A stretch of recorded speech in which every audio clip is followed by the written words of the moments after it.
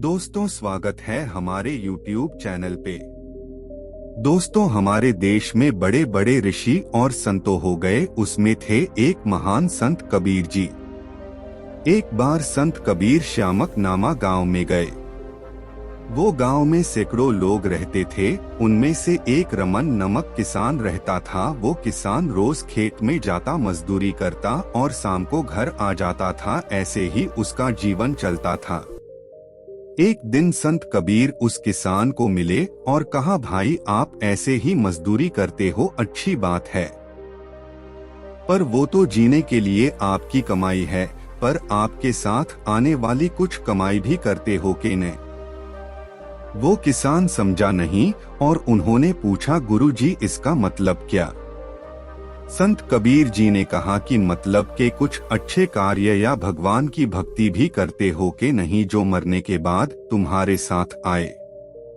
ये सुनकर किसान ने कहा, मैं कुछ करना चाहता हूँ पर नहीं कर पाता। जब कुछ ठानता हूँ कि आज ये करूँगा, तब कुछ नहीं कर पाता। संत कबीर जी ने कहा, तुम एक काम करो, एक महीने तक रोज सुबह 5 बजे उठकर आधे घंटे के लिए भगवान में मन लगाकर भगवान का स्मरण करो और मन से प्रयत्न करो और 1 महीने बाद मुझे मिलना। किसान ने कहा, ठीक है गुरुजी, मैं आज से प्रयत्न चालू करता हूँ। ऐसा करते संत कबीर वह से चले गए।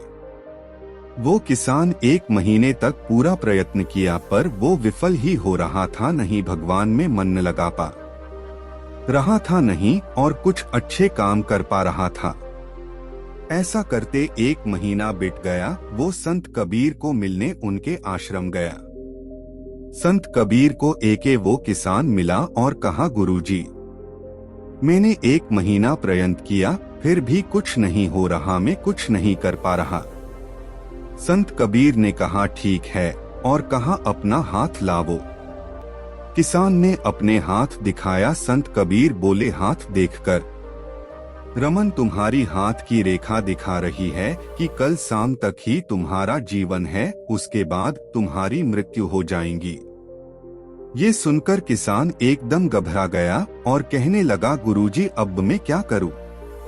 संत कबीर ने कहा, बेटे, तुम कल तक हो तब तक जी लो। ऐसे कह के वो किसान गुरुजी का आशीर्वाद लेके वह से घर जाने लगा और रास्ते में सोचने लगा, अब मैं क्या करूं?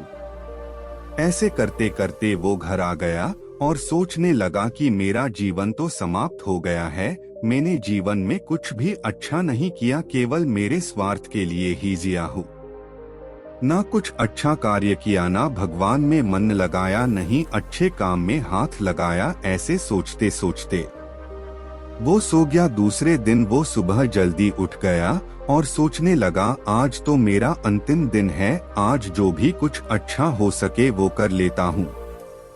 ऐसा करके वो भगवान के मंदिर में चला गया, वहाँ प्रार्थना की और पूजा भी की। उसके बाद वो सत्संग में गया और उसके कुछ जरूरी काम भी उसने पूरे कर दिए 1 ही दिन में।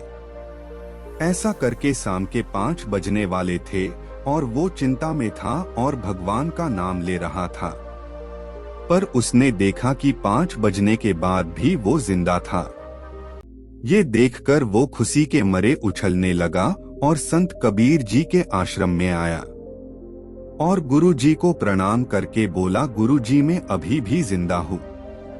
संत कबीर जी मुस्कुराए और बोले, मैंने तुमसे झूठ बोला था कि तू आज मर जाएंगे। किसान ने कहा, पर तुम ऐसा अपने क्यों कहा गुरुजी? वो किसान ने पूछा। संत कबीर ने कहा, बेटे, पहले तू मुझे ये बता, आज तूने क्या क्या करा?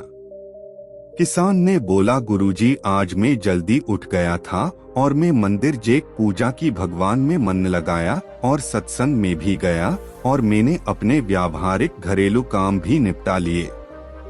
संत कबीर ने कहा, बेटे, जब तुम्हें पता चला कि आज तेरे अंतिम दिन है तो सारे काम तूने कर लिए जो तुझसे नहीं होते थे। ऐसे ही तो रोज समझेगा कि आज तेरा अंतिम दिन है तो तू सब कुछ कर पाएंगे, और ये बात समझाने के लिए मैंने तुम्हें झूठ बोला था कल। वो किसान बोला, गुरुजी, आपको कोटि कोटि वंदन, अपने मुझे ये ज्ञान देकर मेरा जीवन सुधारा है। ऐसा करके वो किसान संत कबीर के और भगवान के मार्ग पर चलने लगा।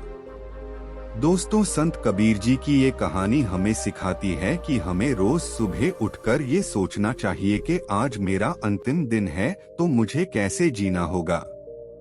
ऐसे करके हम जिएंगे तो हम जीवन में आगे आएंगे, हर काम में सफल होंगे और हम सब काम कर पाएंगे जो आलस के कारण नहीं कर पाते।